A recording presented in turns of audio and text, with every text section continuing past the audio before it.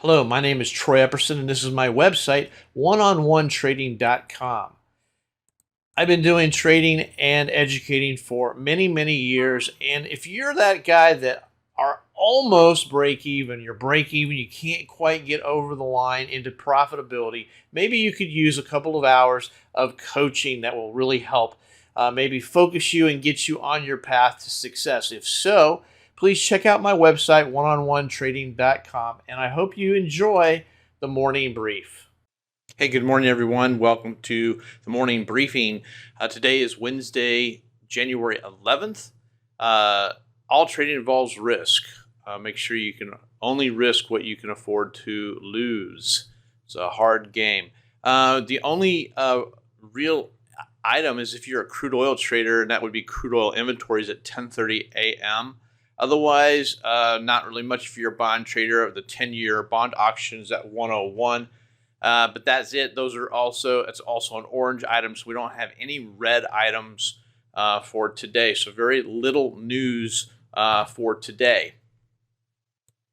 Looking at charts, you can see here that we still have the bear flag drawn, but we have definitely broken out. We've gotten at least one, well, I'm going to say one close,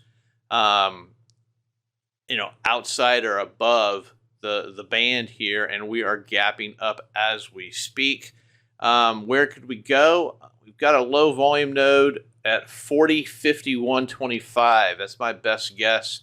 I really don't think we're going to get much action to the upper side. Downside, we can get back into the middle of the muck. We've got a low volume node right there at 38.63. So those would be my kind of bracket areas of where we could go today.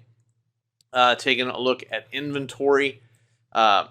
Yesterday was a up day. You can see from the price action. And we also had a positive day on inventory, although it was very small, 1,700. So what does this say? It means that even though price went up, we did not have an expansion or a very small expansion in inventory, which means that the big boys are not buying in yet. So that's a little bit concerning, and we're coming up again today. We're up 3,100 contracts. It's about average for this time of day. Not too much to write home about. Is correlated, so the market is functioning as it should be. Taking a look at the intraday. Let's take a look at intraday here on the 7-minute. We got a lot of confluence just below us. The support at 39.41. Overnight low is at 39.34. You have to go all the way down to 39.06 before you start getting some really good support. Some resistance around 39.72, maybe a little bit more up around 4,000, 4,008. So not a lot of great numbers to talk about today. Stock Traders Almanac is 66.7, 66.7. So that is a substantial bullish bias. It's a 16.7% skew to the bullish side. I want to follow up on a couple of things I talked about a week ago about the first 5 days in January being a really good measurement. They were actually the first 5 days. If we go back to the daily chart, you can see that from the daily chart here, if we go back 5 days to there is the third, there is the last trading day. We closed around 38.60, and 1, 2, 3, 4, 5 days later, we are up at 17.75.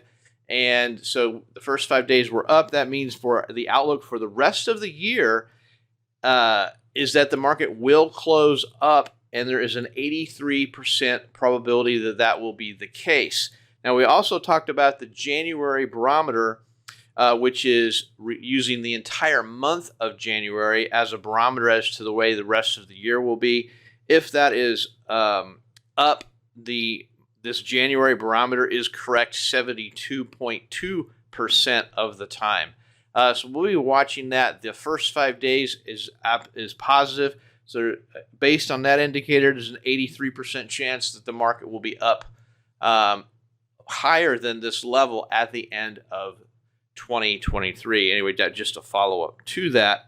Hope you guys have a great day, and as always, happy trading.